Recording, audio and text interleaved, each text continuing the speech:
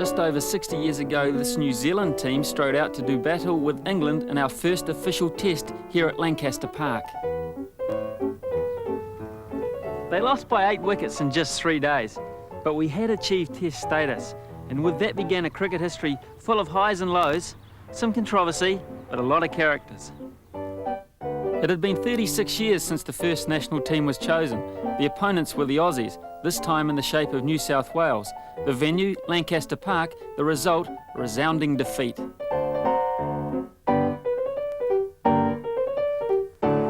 those early years, we truly were the novices of world cricket, and our lads took a lot of stick from the Australian and English greats that toured here. Players like Victor Trumper, for instance, who with his very bat used to pound the pickets wherever he went. The bat was autographed by the 1905 Australian tourists and presented to the New Zealand Cricket Council immediately after Trumper had thrashed 172 runs off the New Zealand bowling attack in just over 2 hours at the Basin Reserve, where it's now housed in the National Cricket Museum. Our crowds were privileged to see such great teams, but New Zealand did have its heroes too. Dan Rees was an all-rounder who captained his country and played top cricket in both Australia and England. And later, Hawke's Bay's Tom Lowry, who in 1927 led a fine bunch of cricketers on a 38-match tour of England. Lowry, who had toured New Zealand with the MCC while a Cambridge University student, led the team to 7 first-class victories and paved the way for Test status. They were very popular with everybody, including the press. When I played in England, the press chaps used to come along and say, "Please, sir, what do you think?" And when I went back in 1927, I thought the same rules applied, but they definitely had changed in those 3 years. And somebody heard me describing to one pressman what I thought of him, and they said, "You can't say that nowadays to the press." So you better give him a cocktail party at the Savoy, and we had a marvellous press after that. The team included legendary figures such as Stewie Dempster, who topped the batting averages, all-rounder Roger Blunt, the first New Zealander named as one of Wisden's 5 cricketers of the year, dashing batsman Cess Dacre, who was soon lost to county cricket, and Bill Merritt, an 18-year-old spin bowler who took an incredible 107 wickets. And so we came to Test status, but it was to be 26 long, hard years before success was finally achieved. However, cricket supporters did have many great performances to savour. Dempster recorded our first Test century in a 276-run opening partnership with Jack Mills, who on his debut also scored a century in the Basin Reserve Test against England. The following year, Tom Lowry's team were introduced to Test cricket England style. His Majesty the King receives a great ovation from the crowd when he comes to see the Test match at Lord's between England and New Zealand.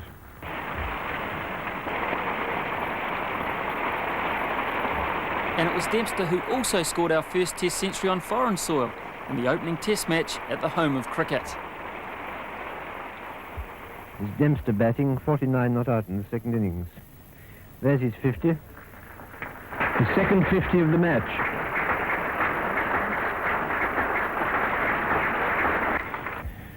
Dempster 96 not out in the second innings.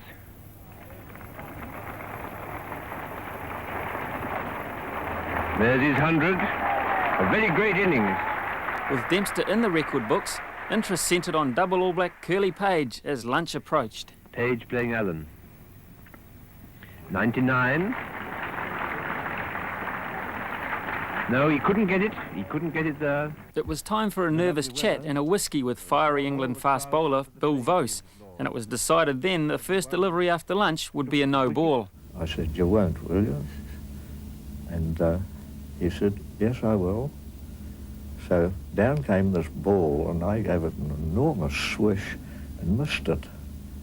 But then the next ball came down, and Vose bowled it right at my feet, and I just pushed it away for a single up to mid-on, and that was 100. Page 99 not out, playing Vose. There's his 100. Very sharp one to mid-wicket close in.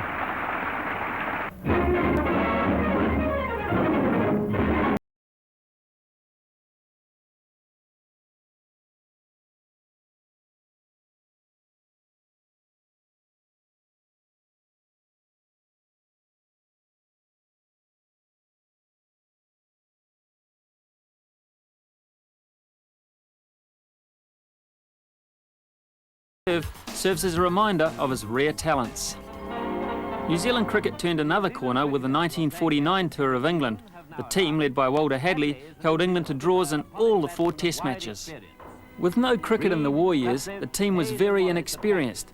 Only Hadley, bowler Jack Cowie, and batsmen Merv Wallace and Martin Donnelly had toured England in 1937. Already they've been practicing at Lord's. Walter Hadley, of course, has since become the patriarch of our greatest cricketing family. G'day, Walter. Ian. Nice to see you. Yeah, How are you? Come in. I'd love to, thank you. Now, we had a good sort of bonhomie, you know, we were all friends together, and I think the secret of the tour, and it was very successful, was that we all wanted one another to do well.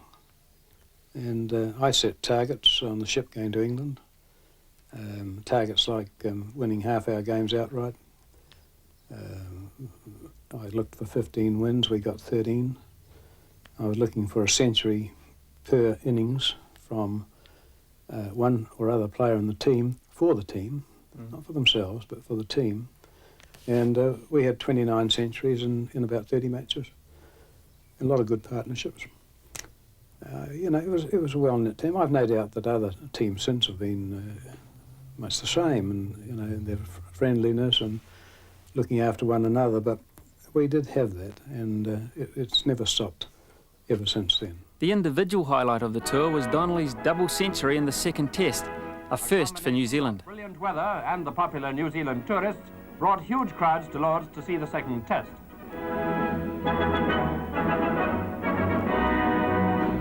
Early on the scene was the MCC president, the Duke of Edinburgh, who met the rival captain.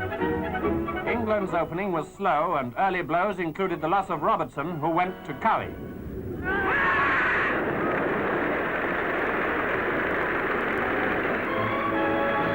The heat wave brought out all the latest in headgear. Evans was soon bowled by Burt. On the third day, Donnelly's 200 was welcomed on the BBC by Roger Blunt. Last ball of the over. Hollis to Donnelly, bowled. Donnelly a firm off drive. To this day, his score of 206 is the highest recorded by a New Zealand number 5 batsman in Test cricket. And he was 126 not out at stumps. And then the next day he simply massacred their bowlers. I mean, Trevor Bailey was a good bowler by any standards, and he had 5 men on the boundary. Give you an idea, you know, how Martin was plastering them, hitting them all over the place. Oh, a truly great player. The tour may be Walter Hadley's favourite cricketing memory, but I'm sure he'd prefer to forget this. Gladwin was missed by Hadley. Oh, Butterfinger! But the inevitable draw proves once again that our visitors are deserving of at least 4-day tests. But one young player on that tour was not all that concerned. A 3-day test then, we thought that was the greatest, against what we thought then was the greatest cricket playing country in the world. So what more could you ask for?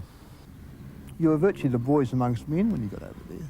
Right. Not the way it is today, where the chaps are playing so much cricket in so many countries that a tour is just another tour. But this was a tremendous occasion. And we played so much cricket comparatively that I played 49 first-class innings, which was the equivalent then of 5 years of cricket in New Zealand. They were playing alongside Martin Donnelly, for example, the first time. He was my idol, you know, and I used to look at him and think, oh, I can never bat like that. For neither I could either, because he was Donnelly and I was me, and that was it. But just to have him there, and people like Merv Wallace and Wal Hadley, great mentors, you know, and we've been great friends ever since. And the baby of the team remembers the tour as a great learning experience. It was still rationing in England in 1949, and we used to get the wives, and I wasn't married at that stage, of course, but mothers used to send over cake and this sort of situation. We'd sit around our hotel rooms and talk cricket. How do you play an off spinner? You know? What's the next bowler going to do? Is it more moving? You know, where do your feet go?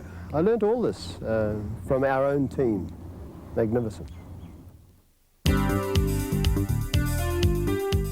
The talented left-hander Martin Donnelly was resident in England at the time, having attended Oxford University, from where he represented England at rugby union in 1947. He now lives in Sydney.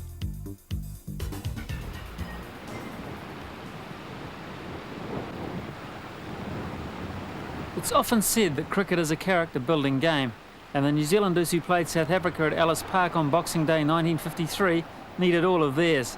The Tangiwai disaster in New Zealand on Christmas Eve claimed 151 lives, including the fiancée of New Zealand's young fast bowler Bob Blair. Naturally, the grief-stricken Blair was unable to take his place with the team on the second day of the test. South African fast bowler Neil Adcock showed no signs of pity as he launched a ferocious attack. Several New Zealand batsmen suffered, including Bert Sutcliffe, who was invalided to hospital but later returned to the fray. One of the chaps in the dressing room came along. He said, "Here, drink this." And he gave me about a 5-ounce glass of scotch. Right. So I drank it. And I had not the slightest feeling. I suppose the whole system was so numb at this stage.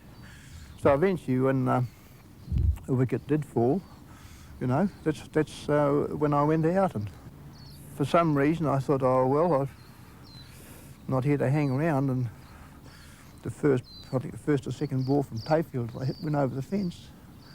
Well, the crowd went wild at that lot, you know. And 7 sixes later, they were still going wild, you know. And it was just one of those utterly stupid things. When the 9th wicket fell, Sutcliffe headed for the dressing room, but then Bob Blair emerged from the tunnel. We were all in a state of shock, and I'm not afraid to admit now, and I admitted it before, that I cried when he came out. And so did 11 South Africans and 2 umpires. And as Bob walked out, there was just a complete hush over the ground. It was almost eerie. I'm at the other end and I'm wanting to get out of it all. And then suddenly he swings the bat and it goes over the top. Well, you should have hit. That's when the place erupted. Right. You know, and that's the way it stayed until we finally got out, and that's the way it happened all the way back to the pavilion. But it's a day that never should have been. At the end of that traumatic day, the team were not thinking too much about runs and wickets. Their thoughts had reverted to home. New Zealand cricket's growing pains continued on March 28, 1955. It was a day best forgotten. They came, they saw, they conquered. Len Hutton and his team outwitted the Aussies and demolished New Zealand in the second test at Eden Park, Auckland. Thousands of grandmothers died, and a record 18,000 saw the famous English cricket team in action. After trailing England by only 46 runs, hopes were high for a positive result as we went into bat on the third day. The terrible Tyson to Sutcliffe. One Christchurch cricket enthusiast even boarded a plane for Auckland to witness the event. He need not have bothered. The whole ground went numb, and I think the score was 16, and I was 5th out and I had 11. So I walked off the ground and went in, had a shower, got changed. And I'm just putting my tie on, because in those days you weren't allowed to sit in the stand without being properly dressed. Right. And I'm just putting my tie on the last pair walking. And it was all over by the same afternoon. Quite an incredible situation. And this is how cameras of the day captured the nightmare. Here are the killers in slow motion. Statham. Tyson.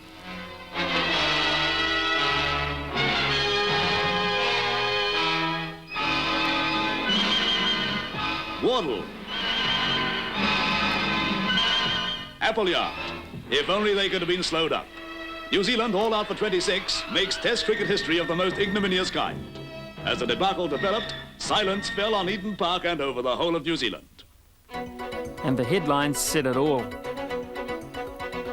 But Bert Sutcliffe still sees the funny side. And certainly the name will be in wisdom, I think, forever and a day. I don't think we'll ever get below that, will we? I hope certainly not. hope it's not another New Zealand side anyway. Not while you're batting anyway.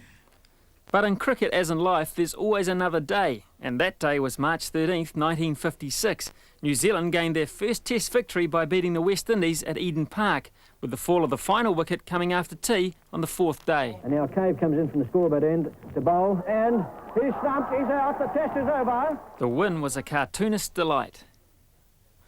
New Zealand's captain that day was John Reid. Cheers for John Reid, you can hear down below.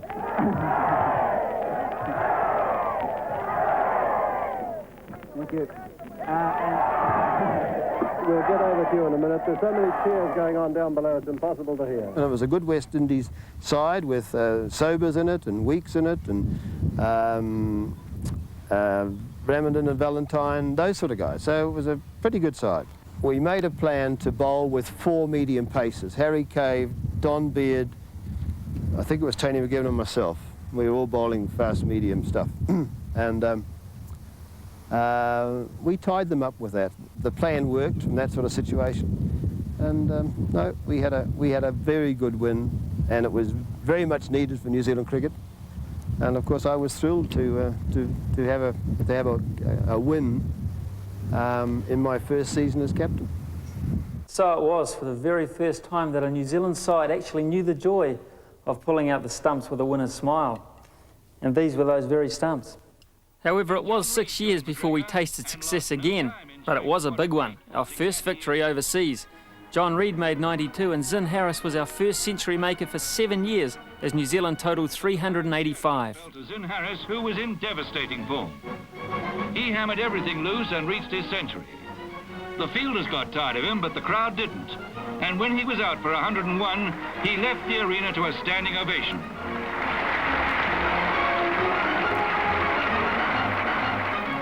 Good bowling by Jack Alabaster,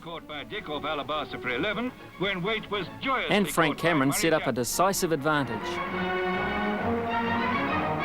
It was the beginning of the end. South Africa was set 408 to win. Reid's men were not to be denied. As Burke loves sparring straight into the hands of Motts, who almost swoons with delight. Alabaster bowled Athol McKinnon round his legs. The final curtain fell when Lawrence was out, and the jubilant Kiwis won by 72 runs. Congratulations to John Reid and his men, the first New Zealand team ever to win a test match on foreign soil. I think that first win overseas and this tour of South Africa in 1961-62 did a tremendous amount for New Zealand cricket. The confidence of the public had at least we had someone to match the All Blacks who won a match occasionally. It was a magnificent performance from a New Zealand team who, without too many stars in it, but they were tremendous team spirit. And I think after 1949, the 1961 team was the team I'd most like to have a reunion with. So I'd like to get that organised, fellas. And it's no wonder he wants a reunion as he headed both the bowling and the batting averages in that drawn series. What a tower of strength the New Zealand captain has been. All bowlers are Canterbury lamb to him. The achievements of John Reid and Bert Sutcliffe, often in losing teams, cannot be overestimated.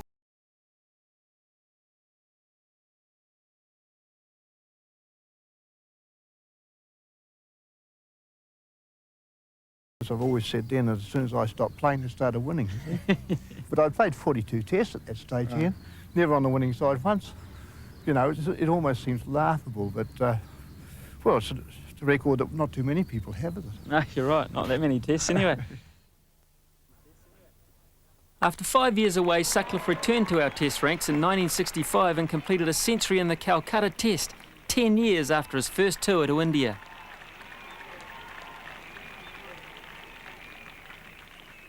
I had myself a little cry privately because never in my life before had I needed to prove to myself first, to my teammates, and to all those people back home who thought at 41 I was too old to be playing Test cricket, that I still had it in me. And that was a tremendous satisfaction in that one. Bert Sutcliffe, in contrast, was a classical left-hander. Tremendous strokes, lots of strokes, couldn't keep him quiet, but he played it on a more orthodox manner, and you know, very, very good left-handed batsman.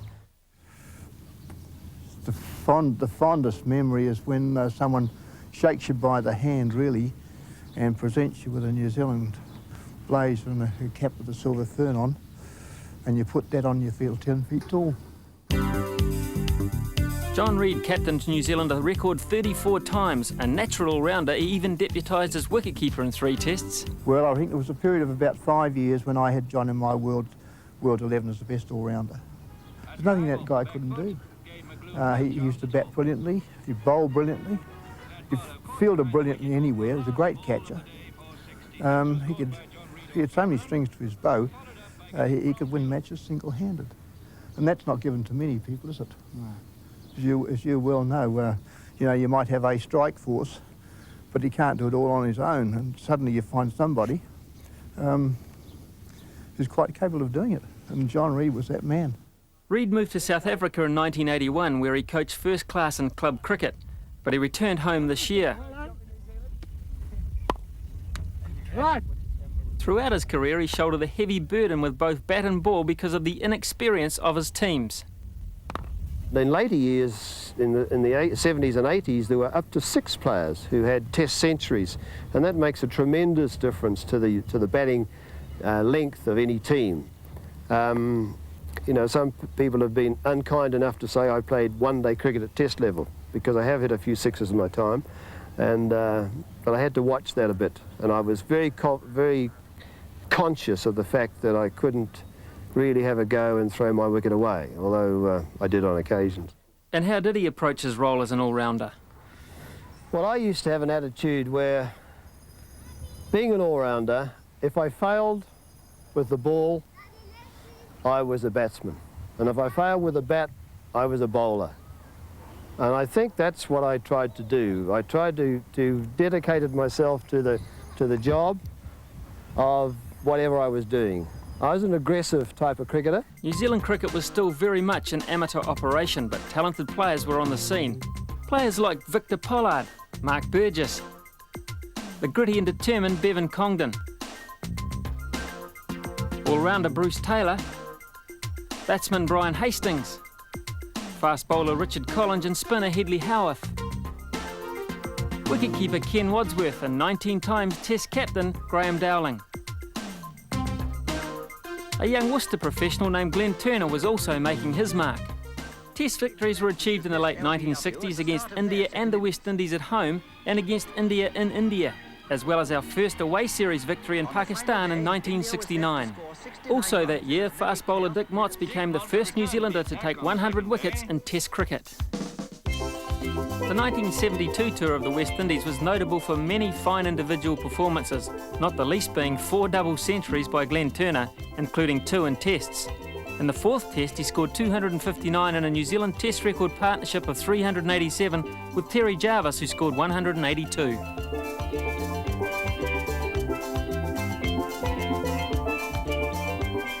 We were not expected to win. In fact, we were expected to lose. And so when one reflects on it now, the fact that we drew that series, and it was a 5 test match series, was a victory in a way for us. But the frustration that I had, and I'm sure some of the others had, is that invariably we were chasing large totals. So we were looking to save games. And the innings that I played just became endurance affairs. And although,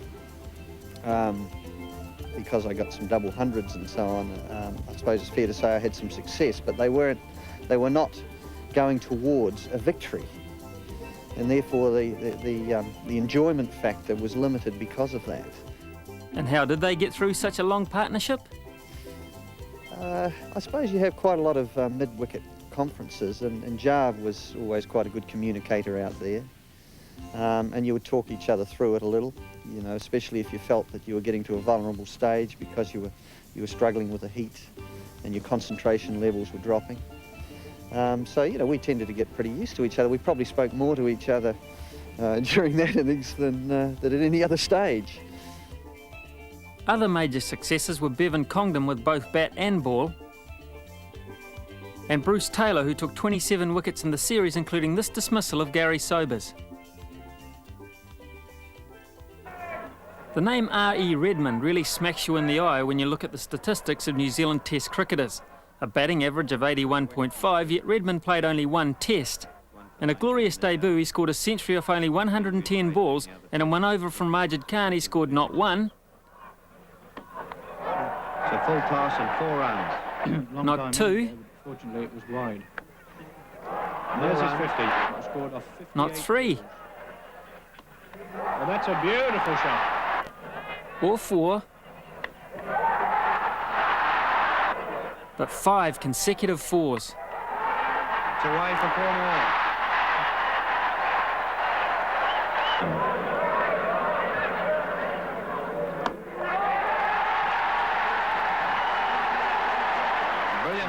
And soon after, he survived an over-exuberant crowd reaction.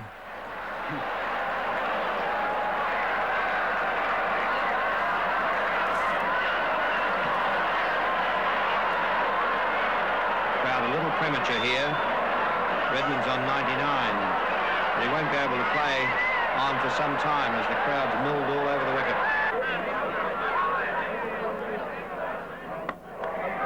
And it's through the field. This time it's 4 runs. Then he was duly crowned as the King of Eden Park.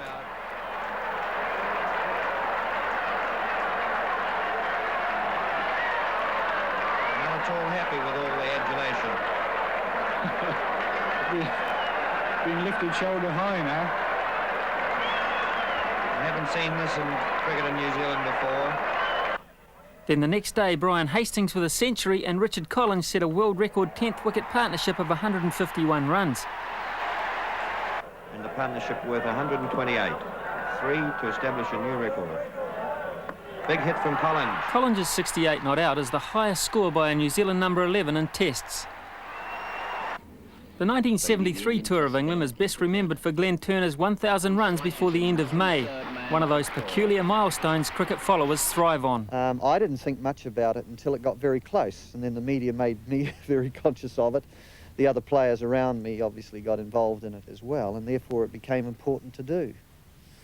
And almost when it happened, it was a great relief in a sense. But I suppose it was an interesting little touch in that the guy that I actually got the 1,000 run from was Bishan Bedi. Because when he was bowling to me, I thought, well, the Sikh's going to be my downfall. And my wife's a Sikh. This guy with the putka or turban on is bowling to me now, sort of thing. Turner needs just 4 more runs to become the only batsman since the war to score 1,000 runs in May. Glenn Turner, 4 to go. But Turner duly followed Sir Donald Bradman in becoming the only other foreign player to achieve the feat. Turner has gone for his square bat shot, and there it is. He's square cut it away to the fence. 4 runs to Turner, and he's done it. The players of the Northampton side are clustering around him. One of the most disappointing aspects of that whole episode was that I didn't then go on to have a very successful test series. And perhaps emotionally, I was a little drained. I mean, it's hard to work out, but certainly my performance level did go down after that. New Zealand were unable to break their duck in tests against England, but came oh so close. At Trent Bridge, after being dismissed for 97, we fell only 38 runs short when chasing 478. Captain Bevan Congdon scoring 176 and Victor Pollard 116. Then at Lord's we scored a massive 551 for 9 declared, but couldn't bowl England out twice. For the first time though, New Zealand had 3 century makers in an innings. Congdon almost matched his Trent Bridge effort with 175. A magnificent drive, belted through extra cover by Congdon, giving the fieldsman no chance. Superb off drive. Mark Burgess got 105.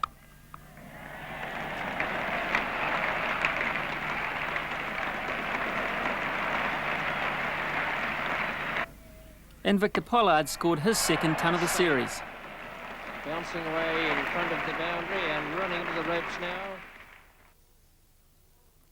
The following season, Australia agreed to official test matches against us for the first time since 1946.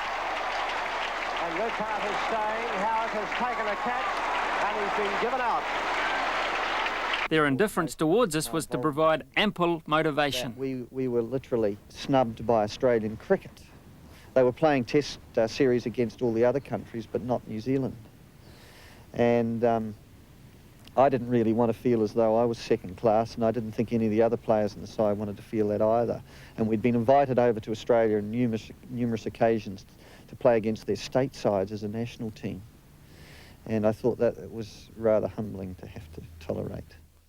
New Zealand led on the first innings thanks to a century by Glenn Turner, who after the second day had been left stranded on 99.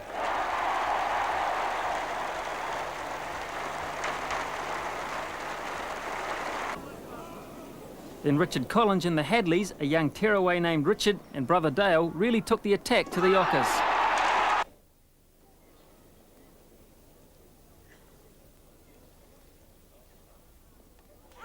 And there's no mistaking the slip catcher here, is there?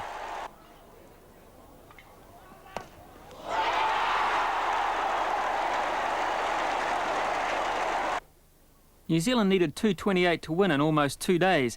And again, it was Turner who led the way, becoming the first New Zealander to score a century in each innings of a Test match. Well, there it is.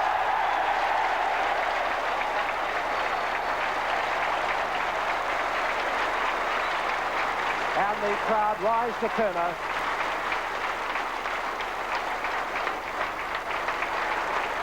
Has written himself in the history books today.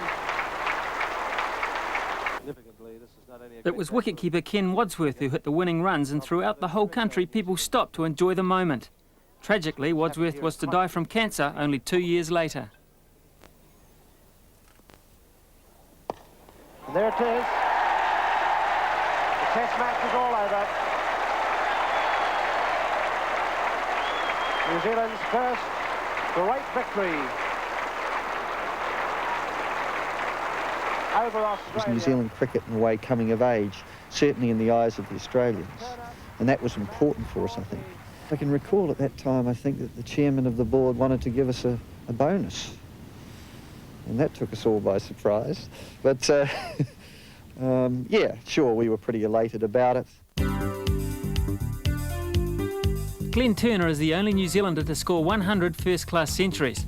Many achieved during his county career with Worcester, but his professional attitudes to the game often had him at odds with administrators in this country, and for a long time took him off the national scene. We were non-professional in most of our approach in this country at that time. And I thought I was very patient, and I put up with a hell of a lot for a long time. Many would deny that, I'm sure. But I did. In my own mind, I felt that I had done that. And one just gets to a point where you say, hey, that's enough. It doesn't make any sense. I'm not prepared to keep going along that path any longer. So you kick up a little bit of a fuss about it. I wish I was starting now, because it would have been a much smoother ride through, and I wouldn't have had all these scraps and disagreements. There wouldn't have been a need for them. And therefore I think it would have reflected more on my cricket, and I could have enjoyed it more. So yeah, I wish I could kick off again right now. Just give me a new body, would you? All sports have their special feats, and for cricket bowlers, nirvana is the hat-trick, and Peter Petherick assured himself of a prominent place in our cricketing history by achieving the feat on his Test debut against Pakistan in 1976. Incredibly, the hat-trick came at a time when his figures read 0 for 96. Actually, Pete, tell us about those 3 wickets that fell. In fact, I think we've got them up here if you want to have a quick look at them. Yes, certainly. The first guy, that's me and Dad, and you know, people in New Zealand will appreciate how great us Kiwis feel when we get rid of me and Dad. I think he was on 100 or so at the time. What were you thinking at the moment? I was thinking about trying to get him out, or get 1 wicket at least, because they'd put on about 280, I think, these 2. Richard Hadley took the catch there? Yes, me and Dad played a pretty lazy shot. He'd been there a long time, and the ball did bounce an extra foot there, and that's probably why he top-edged it, which was starting to help us more than them. Always good to see the back of Jarvid Mandad. I mean, we've had problems for 10, 15 years trying to get that little fella out, haven't we? We certainly have. He was 19 there. My first game in first class cricket, I think I bowled about 15 minutes before I got a wicket. Right. But I bowled there for about 4 hours. Yeah. So it was a relief to me and the team. And they put on, as you said, a couple of hundred. And the next guy out was, who's this, Wasm Raja. He's a left-hander, yes. He, to my amazement, he played a bad shot. He just hit it straight back to me. I was delighted, of course. Right. But it was a pretty forceful shot for a first shot in a Test match. He was that kind of player, though, Raja, wasn't he? He'd go for anything first up. kind of player that would give you a chance at any stage. What's going through your mind now? I mean, is a hat-trick? Yeah, it is most certainly going through my mind now. I think, well, we've got 6 wickets. Certainly, I think you can see me standing at the back there walking around in circles, quite nervous about the whole thing. So you actually were nervous at this stage? I was probably excited. So you actually at this stage you're just looking to make him push forward, make him play the ball? Yeah, make him play it, and that, he definitely hit it. And that was a brilliant catch, absolutely brilliant. I actually appealed and turned to the umpire and he was unmoved. And I thought no. And then actually into car ball. So actually at that stage where you made the appeal, you weren't confident at all, bearing in mind, of course, you were in Pakistan, that you might not get the decision you wanted. Yeah, I might not get the decision, but when I turned again, all the players were running at me. He definitely walked, which was pretty good of a Pakistani. It was pretty rare for a Pakistani. And the umpire did give him out once he saw the back of him, but I don't think he was going to give him out if he had stayed there. That's probably the most rare form of cricketing footage in the world, seeing a Pakistani walk off like that. Oh, I would think so. I think the most rarest thing is if I had got him out of LBW, that would have been real rare, I think. I don't think there's much chance of that, mate. And the ball itself, did you get to keep it? Yes, our manager then took it back to New Zealand, and the New Zealand Council mounted it on a cup for me. But unfortunately, when I was playing in Otago, the ball fell off the mount, and I gave it to the Otago Association. I haven't seen it since, which is quite annoying, really. A hat-trick at the very top level to any bowler must be great. It must be, sort of like a hole-in-one to a golfer, wouldn't it? There's not a hell of a lot of people in the world that's got a hat-trick, and as you said, I think a hole-in-one would be a great way of describing a hat-trick in cricket, because there has been a lot of bowlers who have 2 in a row, but never achieved a 3rd one. That's an achievement that I'll treasure and I'll never forget. When England toured early in 1978, few could have predicted the drama that would unfold in the first test. New Zealand led by 13 runs on the first innings, but then collapsed to be all out for 123. All seemed lost. And I remember walking down the stairs with Richard Collins, just taking the field late on the 4th day, I think it was, just after tea, and the crowd was sort of booing us, saying, "Oh, typical New Zealand, you've let us down," and it was disappointing to hear that. But it must have really got us riled up, because we needed that sensation. Boycott was the sensation, being bowled by Collins for naught. And he's bowled him! What a magnificent start! Wickets were to fall at regular intervals throughout the afternoon. And Miller beat Norlands up and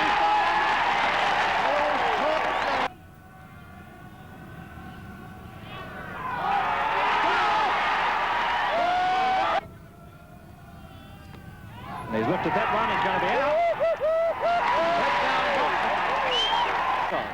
Stephen Bock may not have got a bowl, but he did know how to join the party.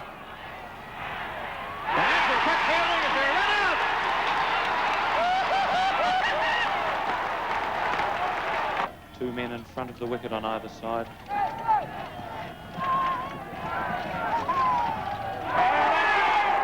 And so a magic afternoon ended. Victory appeared a formality. And England lose their 8th wicket. 8 for 53. A little bit of rain, so that delayed the process. We thought, goodness, we could be denied of this great victory. But the cricket gods smiled. What a fine, that's the one they wanted. Again a stab. Bob Willis caught Jeff Howarth bowled Hadley 6 for 26. England all out for 64, and 48 years of trying had ended on February 15th, 1978. Sharing that thrilling occasion with Hadley were Jeff Howarth and John Wright, who'd scored 50 on his debut. All were to make huge contributions to New Zealand cricket in the 1980s. The celebrations were so great that John Parker, who was strictly teetotal, he in fact indulged, I think probably the only time he's ever drunk alcohol in his life, he indulged in a couple of glasses of champagne, so that shows how much the victory meant to the players. Wright's 50 came with the help of a charitable decision. Bob Willis opened the bowling with the wind behind his back, and he bowled, I can remember the first ball because it was a pretty useful nut. It was a little bit short, about middle and leg, and went away a bit from me, and there was a hell of an appeal behind the stumps. But as the umpire, to his eternal credit, judged in my favour. And then I think I proceeded to thrill the Basin Reserve spectators by racing to 55 in the day's play. The win created great excitement, but there were still those sceptics. We played in Christchurch the next test, and I went in to have a haircut. And I was sitting and waiting, and there was a guy having his haircut, and then the barber said to him, you know, wasn't that great about the cricket win against England, first ever? And the bloke said, oh, it's probably a bloody fluke. Holding to Howarth. The Howarth years were about to begin, and those sceptics were to become supporters. It was a time for New Zealand to end their apprenticeship, but the intended victims were not always that cooperative. The workshop's end, he'll be bowling to Howarth. Did it again. In Jeff Howe's first test as captain, New Zealand had the awesome West Indies at their mercy, needing only 104 runs to win in nearly 5 hours. But the visitors' bowlers had other ideas. And he's caught behind by Derek Murray. Cairns is out. The 9th New Zealand wicket down for 100. All of a sudden we were 9 down, and Stephen Bock and Gary Troop, I think, were the last two guys in, and you know, we still needed 3 runs to win, and it was very tense. They can tie or win this game as Garner comes in to Stephen Bock. Last ball of the over. It's up to him. They're looking for a leg by. There's indecision. It's coming to this end, but New Zealand have won. New Zealand have won this test match, the first test match against the West Indies. New Zealand stopped around about 5 o'clock that particular day. Anyway, we managed to scrape through on a leg bye, and we were obviously overjoyed and jubilant about the whole thing. Unfortunately, the West Indies didn't take too kindly to it. They thought they'd been hard done by certain decisions and what have you it is, but basically it was just a bout of very bad sportsmanship and something that, you know, cannot be condoned, and they deserved all they got for the way they acted. They like sport brats, basically. The West Indies made few friends on that tour, with stump booting, umpire barging. Well, he hit umpire Fred Goodall on his run-up. Deliberate action, obviously. General indifference. And this has prompted Fred Goodall to move down to skipper Clive Lloyd. The West Indians... And extra long tea breaks being in their repertoire. And there are some murmurs down below that they're refusing to come out because of an umpiring decision earlier on this afternoon. It's quite incredible, it really is. However, some decisions did seem rather harsh. Angling in a little bit there. Maybe been a little bit of deflection, who knows? And then we went on to draw the next 2 test matches and so win the series. So obviously a great start as far as my situation as captain was concerned, but also it was a very important start for New Zealand as a team, because they'd learnt a bit more about confidence and about winning. The 1980-81 tour of Australia made our players household names. The reason? One-day cricket. What a catch! And the never-to-be-forgotten third final at the Melbourne Cricket Ground.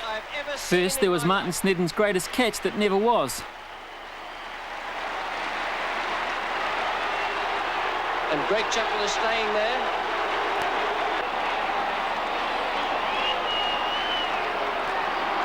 And the umpires have said that's not out. And Howarth is having a word with umpire Cronin.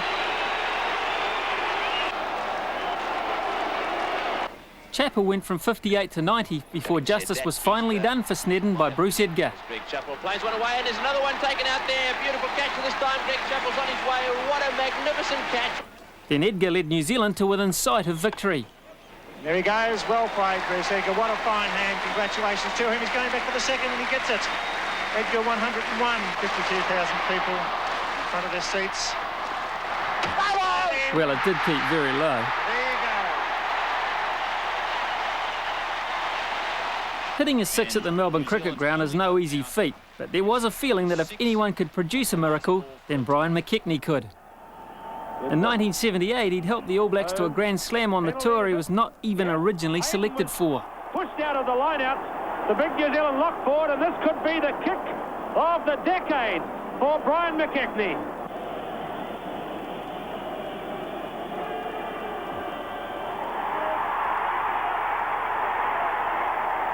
McKechnie! Now he had to try and win another game on another tour he was not originally selected for.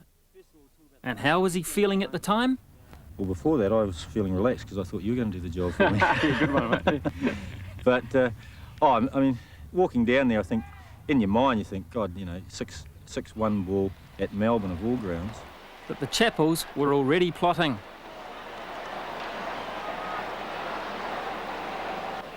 Well, it looks to me as if they're going to bowl underarm off the last ball. Rod Marsh is saying no, mate, but I'm sure he's going to bowl an underarm delivery. At that stage, I just didn't know what to do. I mean, I just froze, sort of thing, you know. I mean, never ever contemplated that was going to happen. They're going to bowl an underarm. We ever believed it? And that's a disappointing finish. Disappointed Brian McKechnie, the crowd boo, and it's all over. The only thing I thought, well, I'm not going to be embarrassed by getting bowled by this damn thing. That's all. So Brian McKechnie's last act in international cricket was in fact to throw a bat. I've seen very few people who can hit sixes at Melbourne, and often they haven't hit it first ball. Most times it hasn't been first ball. I didn't give myself a chance in hell, but what it did was deny the opportunity to have a go. Right. Have you ever thought, if you had to do it again at some stage, what kind of method you might use to do it? I guess afterwards I did, and I thought when you think about it later,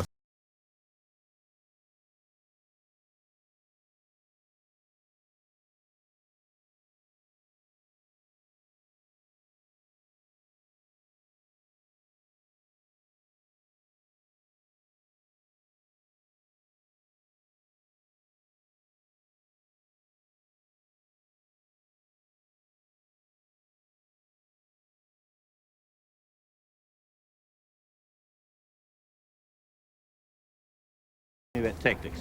Oh, you know that. That particular incident was the best thing that ever happened to New Zealand cricket. And I'm very grateful for Greg Chappell to instruct his brother Trevor to do it. And I think New Zealand was probably very grateful, even though it did cause, obviously, a great stir in the, at the time it happened. Everyone got in on the act. Then Prime Minister Robert Muldoon said it was appropriate the Australians were wearing yellow. Cricket would never be the same again. India was beaten in 1981 and a series drawn with Australia the following year thanks to a marathon innings of 161 by Bruce Edgar. That's it. 4 runs to Bruce Edgar. He's 103, his 3rd Test century. Morrison to Border. He hits it in the air and he's caught by Howarth at mid-on. Australia are all out for 280. New Zealand have to score 104 runs to win the Test match. New Zealand, just one to win this Test match. And it was finished in style. Headley goes for it. It's over the top. And it's 6, and New Zealand have won. And we were getting victories off the field as well. You've always been regarded as a bit of a prankster in the New Zealand side. Is it true that you once stuck prawns in Rod Marsh's wicket-keeping gloves? Yeah, it is actually. It was a pretty silly thing to do. Yeah. Could have been worse, could have been Dennis Lilly's. I wasn't that silly. Rodney didn't open those gloves. We were in Perth and he opened his bag with the prawns in his wicket-keeping gloves 3 days later in Sydney, and by all accounts they were pretty ripe. From some of his teammates making 1 or 2 suggestions about Rodney's odour. He didn't talk to me for about 10 days. I'd forgotten about it until, someone said, God, Marshy's hacked off. And I knew he either knew it was me or Kenzie. And when we batted, I could remember, Rod walked past me and I went to talk to him and he just, I could have been a brick wall and all I could smell was Ajax and rotten prawns. It was World Series cricket that again captured the public's imagination in 1983. No. 2 balls remaining.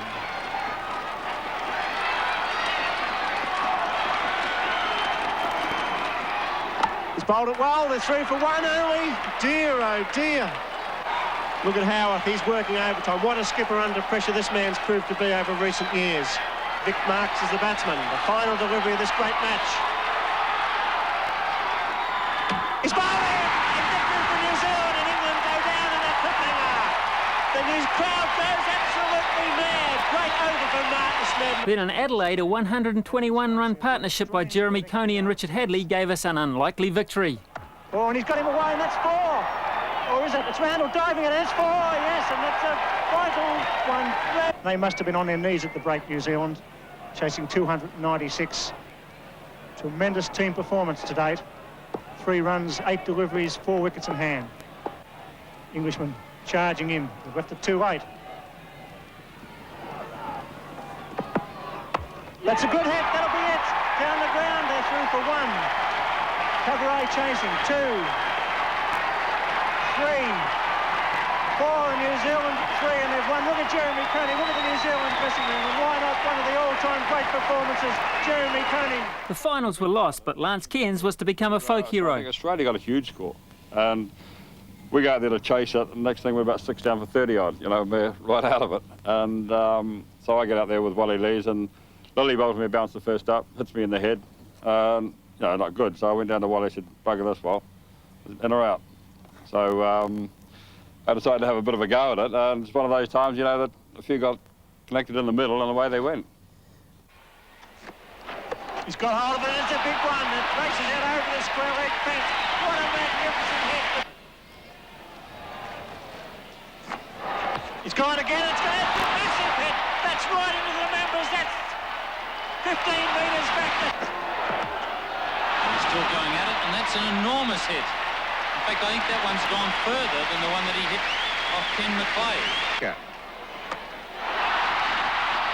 Clay going back, and he won't go back far enough. It's into the stands again. So that's the onside field placing for Lilly. And that one was bowled outside the leg stump. He's got hold of it and lofted it over the fine leg fence. Going some 10 rows back into the crowd, and that's the 5th 6 for Lance Cairns. This is unbelievable.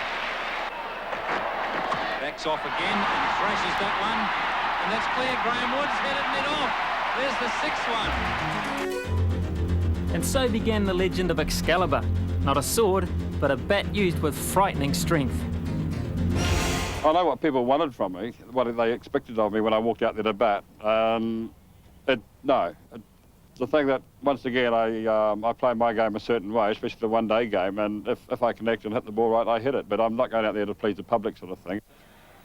But he did.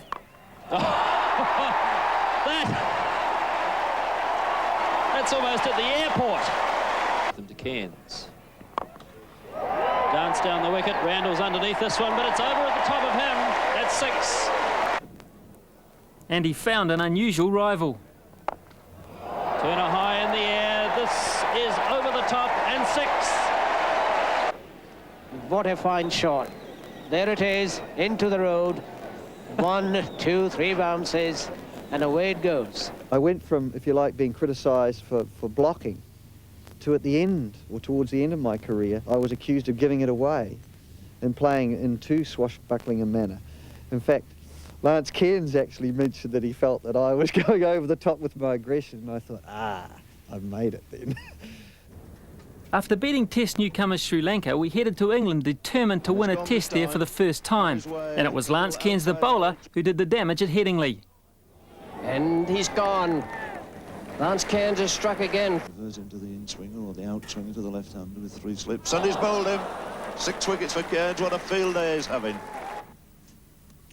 He's hoisted that away to a long leg. Is it going to be taken? Yeah, very safely pouched. And that is 7 wickets for Lance Cairns. Solid batting by John Wright with 93. He's done it in good style this time. Bruce Edgar 84. Short on the offside. He's made sure this time. That's 4 runs. And Richard Hadley 75 gave us a 152-run lead. Then Ewan Chatfield with 5 wickets and Lance Cairns with 3 and 10 for the match set up the victory. Took off that one.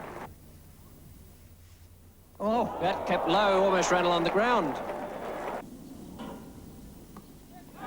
And he's caught it, beautifully caught low down by Crow. And that's it. First ball from Ian Botham brings the 4 runs. And New Zealand have won their first ever test match in England. I did a lot of work at times for very little reward. And when you do get the big payday, you know, you really enjoy it. And I think that night, after we'd won the test, it was a huge night. And we all enjoyed it. But it's a thing that probably sort of gets me a little bit, that with the batting side of it, people sort of remember me for those 6s, and then the bowling side of it's sort of forgotten about. And I thought I did quite well for the type of bowler I was in the test arena. But not only the victory became a talking point. Well, I think apart from winning the game, I think the main thing was that Richard Hadley got no wickets, which is, you know, it didn't happen very often. And we had a few after the game. I remember that. I couldn't remember much the next day. For the English pros in the side, it was a major breakthrough. Yeah, it was a great feeling. Particularly, I remember sitting next to Jeff House, and Jeff and I were both professionals in England. And in many ways, you know, New Zealand cricket, we did, you know, I played with a South African over there, and his opinion was always more relevant than mine. And I think, you know, that no one, you know, they thought we could play, but they didn't really think that, you know, we were a really good cricketing side.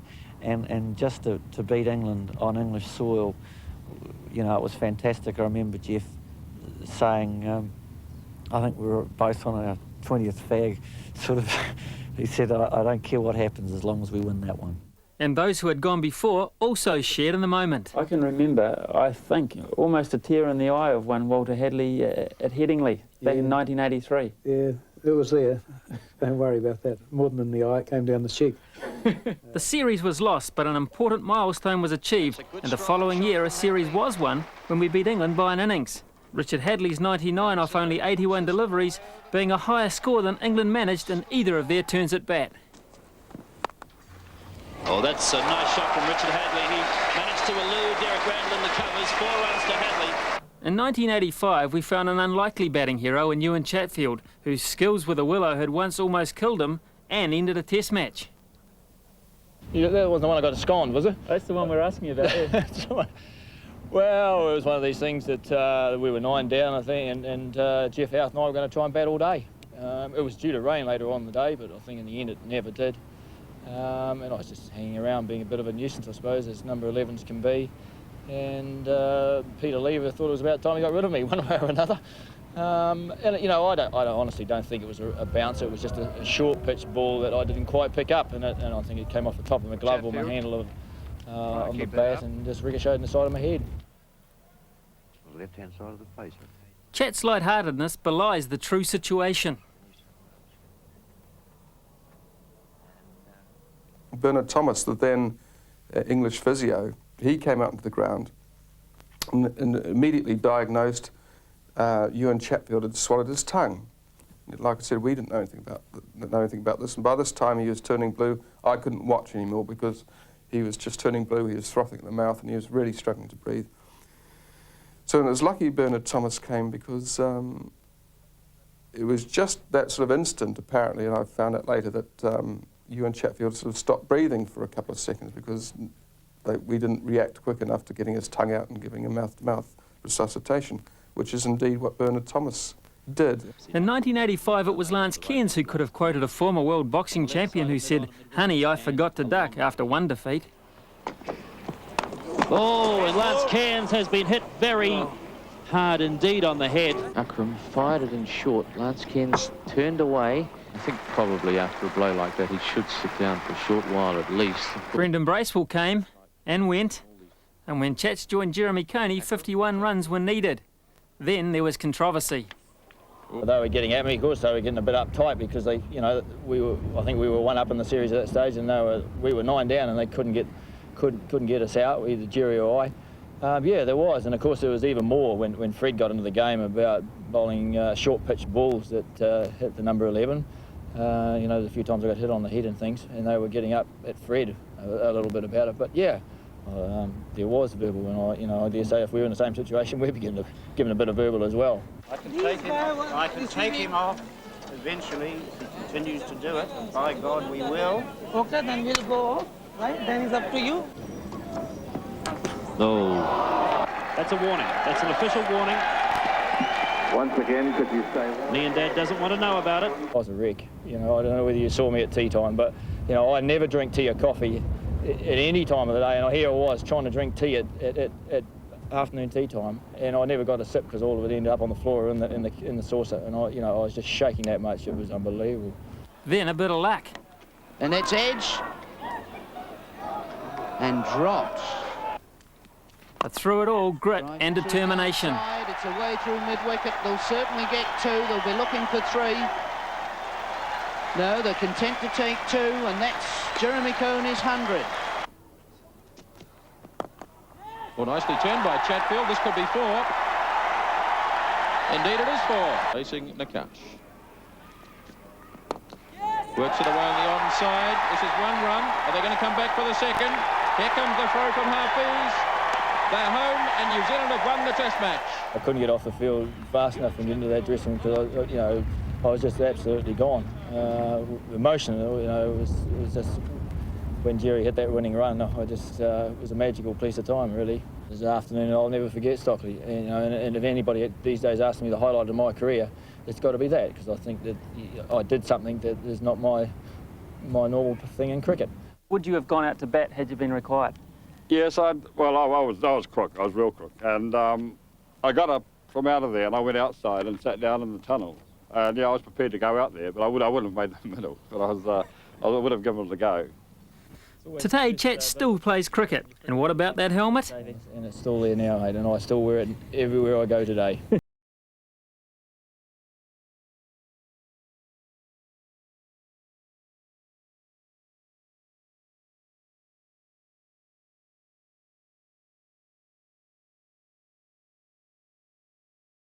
An explanation when it was first told to me that I was dropped, and none was forthcoming, and I felt that very strange. Like I said, the fact that I'd been the captain for 5 years and a reasonably good one, I think I could have done better, or they could have treated me a little bit better by giving me an explanation than what they did by the chairman of selectors then, Frank Cameron, didn't say a word.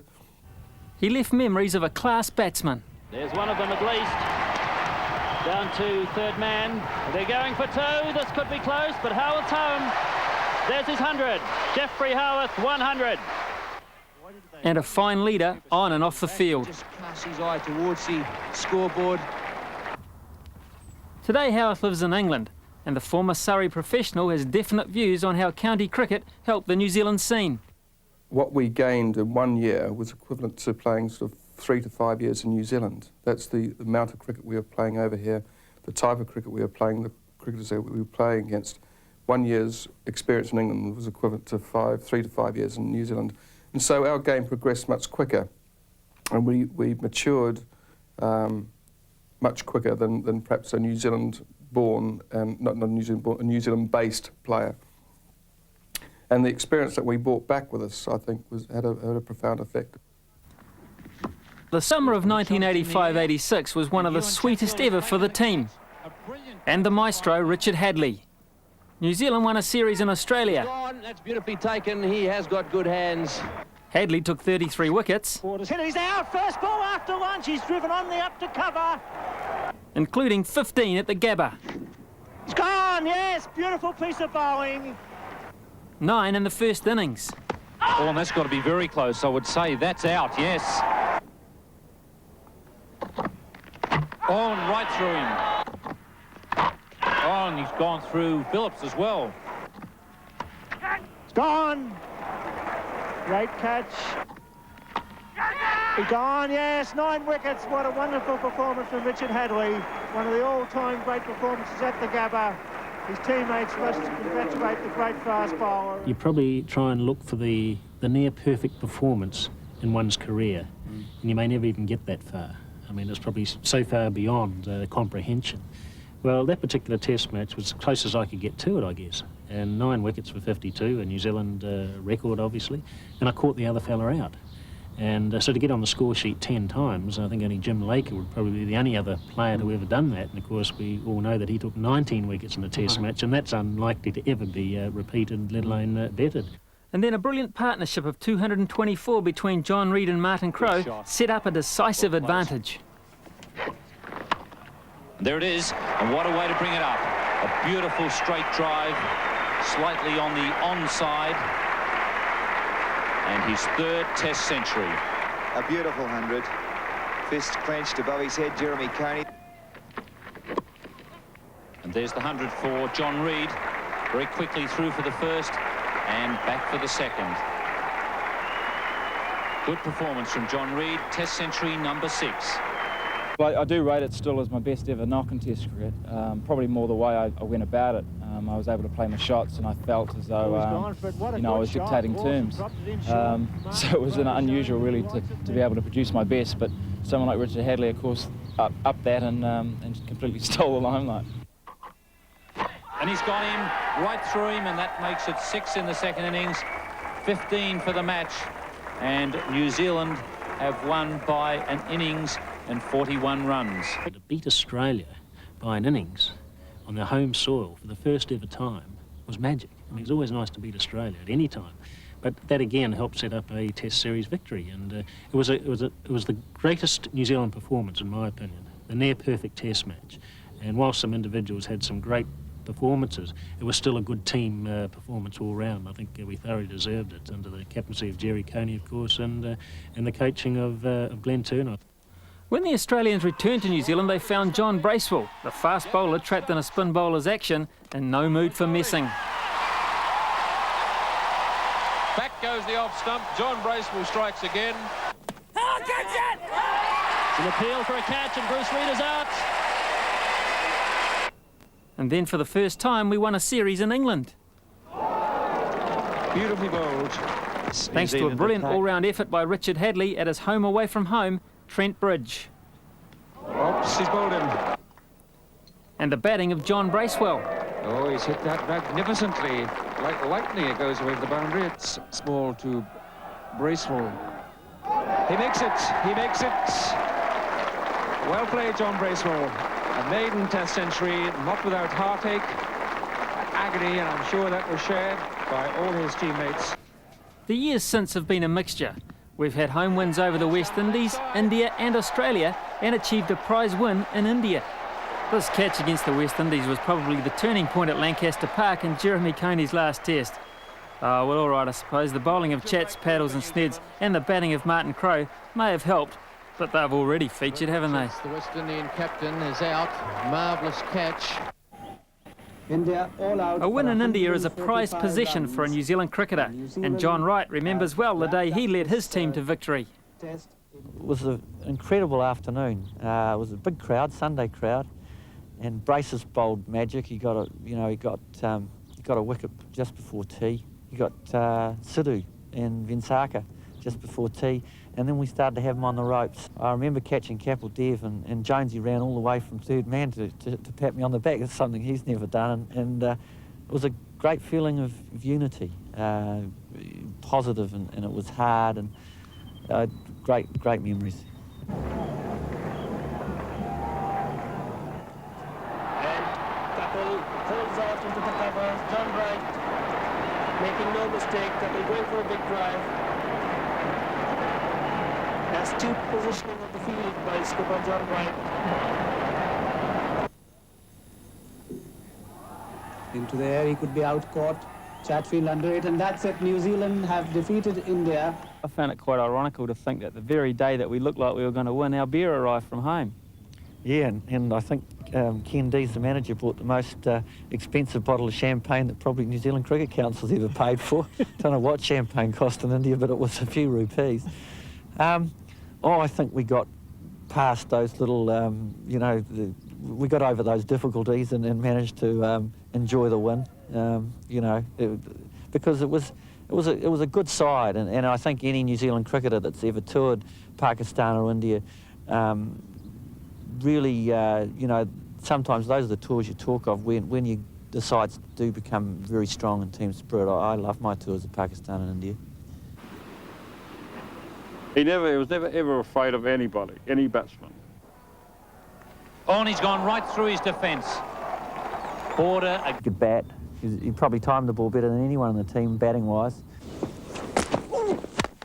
Oh, a glorious shot from Richard Hadley. Richard Hadley was the best cricketer to play with. He was the one that set us up for most of our victories.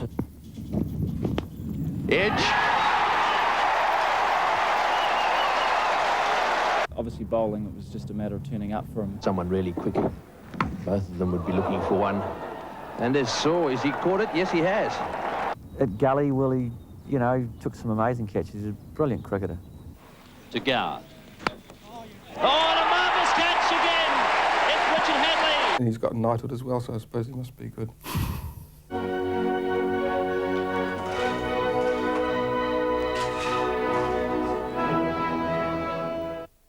So he could bat, could he? Well, if it was up, it was off. If it was short, I'd be in some difficulty, to say the least. Set us up for most of our victories. Just a matter of turning up at the office. What about Michael Whitney? Here it comes, last ball of the test. Australia have done it. They've won the series. Well played, Mo quickly. Why couldn't you get Whitney out that day? Well, that's the point. I mean, I had 6 balls at him, didn't I? And anything I bowled straight, he kept out. Anything that was just a little bit outside the off stump, he played and missed. And actually, it could have got you another catch. Yeah, It could have got me that much closer, couldn't it, to the world record? Sir Richard Hadley, the holder of the world record for most test wickets. And that's 100. Bowling to Alan Border. Bill again for LBW. There it is. 300 test wickets for Richard Hadley.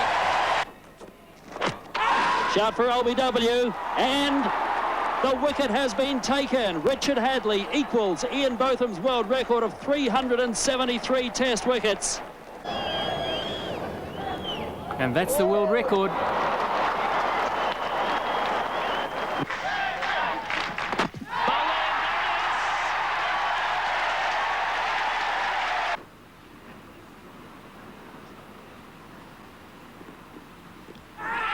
LBW, and will that be a wicket for Richard Hadley with his last ball in Test cricket?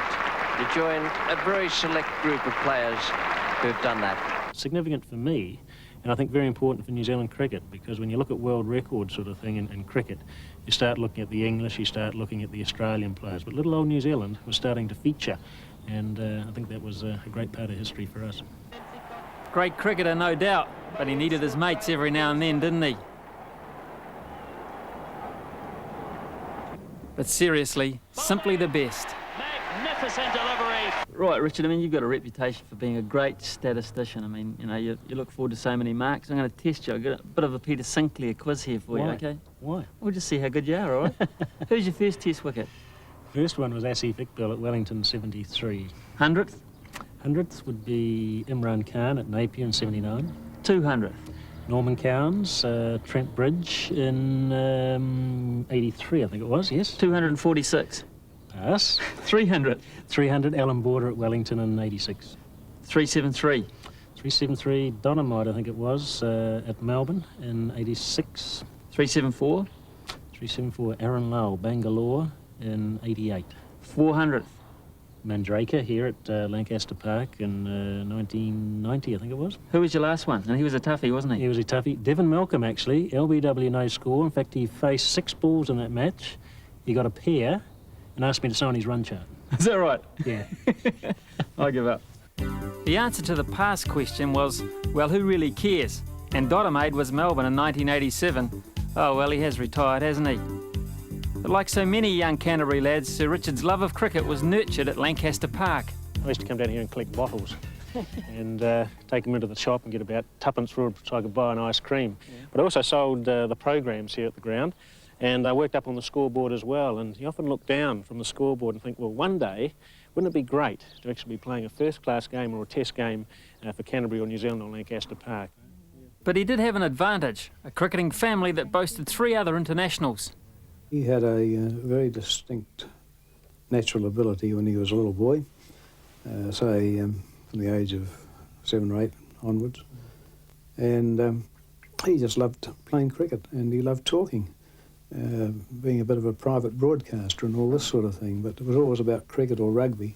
It was pro cricket with Nottinghamshire that was the real turning point. It's like any job, If you do it 6 days a week, you get into good habits, good disciplines and good routines. And so really English cricket fine-tuned me as a better player, as a near-perfect player. And really it made me a pretty useful bowler. What an understatement that is.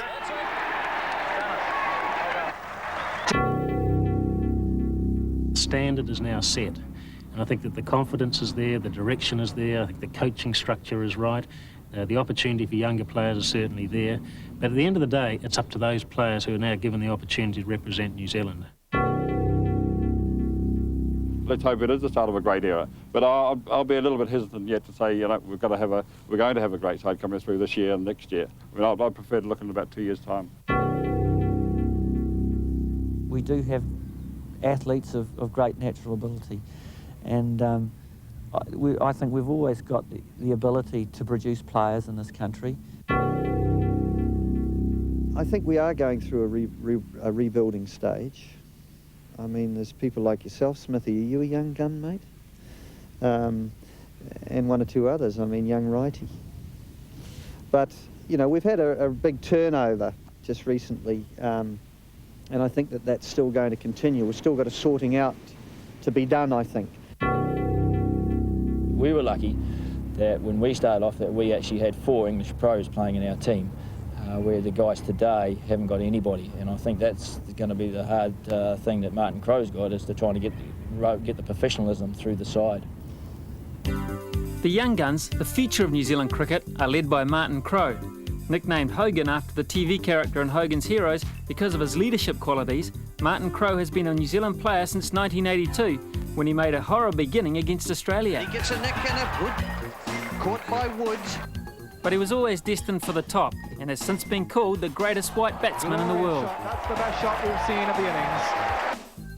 What is it about great players like Richard Hadlee and Martin Crowe that set them apart from the rest?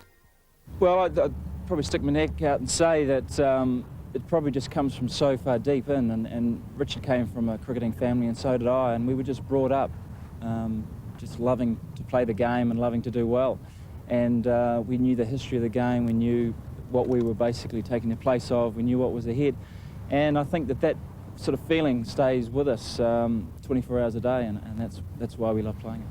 In 1991, Crowe had his biggest payday to date in partnership with the amazing Andrew Jones, who scored the first of a record 3 successive hundreds. There from Jones, and this brings up his 100. Laps it away. This will be his 200. Completes the 1 and comes back for the 2nd, and that's a double century for Martin Crowe. Here's a soaking of silver bowling to Andrew Jones, who plays a beautiful shot for 4. And there's the world record. These 2 players have now scored more runs together than any other 2 in Test history. It's a great thing to be a part of, because it's something you can never think about doing. It just happens, it just comes along, because you can't plan to score 4, 6, 7 together. And we worked really well in that partnership. And the great thing about it was that we didn't get a run out between us. That was an achievement. That's probably a world record in itself. And that's the record. Through the gap, that's 4. More runs in an individual innings than any New Zealand Test batsman. I set my sights that day of getting to that particular score of 260, and I felt totally in control in doing it. But if I can perhaps go on and say that when I came to the 290s and going to 300, I had no idea how I was really going to do it, because I'd never even thought about it. He's caught! He's caught! Staggering! Interesting thinking about that 299, that near 300, was that I stood there before the bowler came in to bowl thinking that I'd already done it. And I was thinking about the pats on the back and the glory that came with it and the accolades and what have you. And I forgot to turn on to the next ball. And yet for 10 hours I had done it previously. But there is always another day. I would like to think that he will go through in the coming season and not just do well for New Zealand in scoring a number of runs, but actually win some games for us. He's conscious that until now he hasn't done it often enough, and so I reiterate, I think we're yet to see the best of Martin Crowe. How do you view the future as captain of the young guns? It's going to be tough. We've got a lot of hard work ahead, but I think you know, if we sort of set our goals properly, I think in 3 or 4 years we're going to have a very strong side. It's just that time where we've got to let those young guys come in and settle in, and then I think the future looks good because there is some great talent out there. I'm very keen for us to make the semi-finals and play at Eden Park, and who knows from that point on whether we can go on to win the World Cup. But there are other World Cups hopefully in my career as well, and I would like to think that I could retire with a near World Cup win or even a World Cup victory for New Zealand.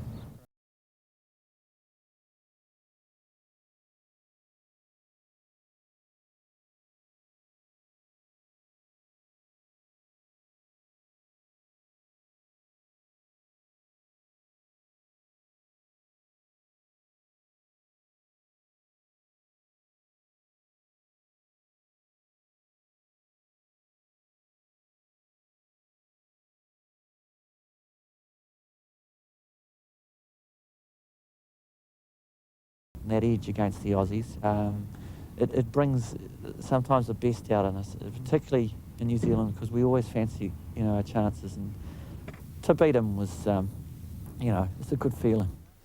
County cricket with Derbyshire made him mentally tough, but it had its negative side as well.